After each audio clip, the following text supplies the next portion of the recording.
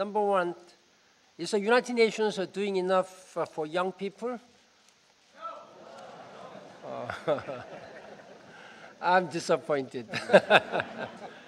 Then, next, can the United Nations do more for young people? Yes. Okay, that's the answer which I expected. I can understand why you said no. That's why I have appointed, for the first time in the history of the United Nations, the Special Envoy for Youth, Mr. Ahmad Al-Hendawi. Let's welcome him here. We cannot talk about, young people today without mentioning social media, without mentioning the information technologies. This correlation is becoming a fact. This is an exciting time for us to talk about social media, certainly how it's changing communication, but how it will change our economies.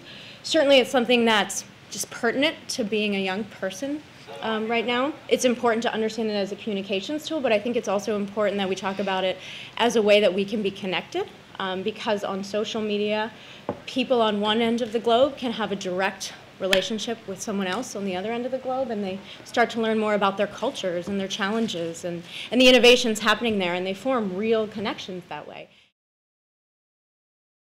I believe that because of technology, the world is definitely becoming a small village. But what's more important is that the pace of change driven by technology is much faster than we all expect, and we have to kind of adapt to that. The stories of Al Hassan Omar, Dana Al-Madalla, and Yara Sifri provide perfect examples.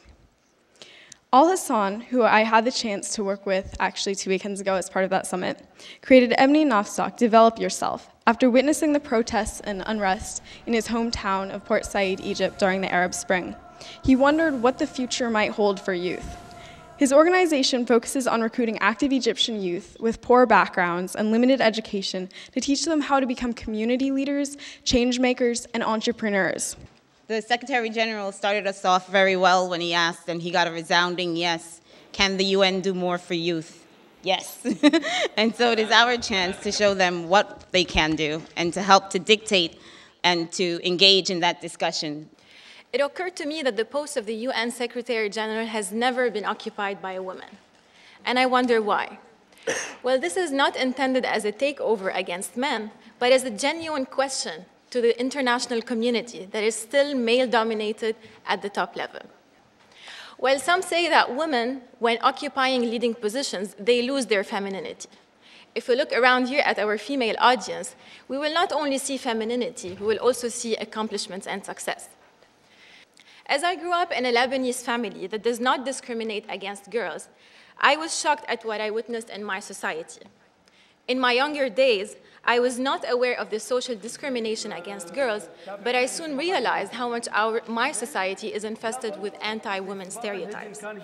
We as women in the Arab world and the Oriental nations are expected to be wives and mothers that are skilled in childbearing and child-rearing, which I aim to be, and I think every woman here has to be proud of those qualities. But I do not want those qualities to constitute the sole purpose of my existence in this world and to block my efforts to gain more knowledge and broaden my mind.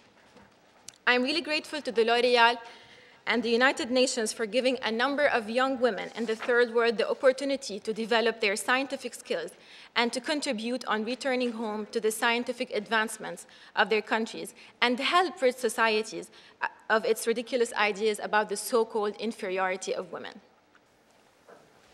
I'm a computer scientist.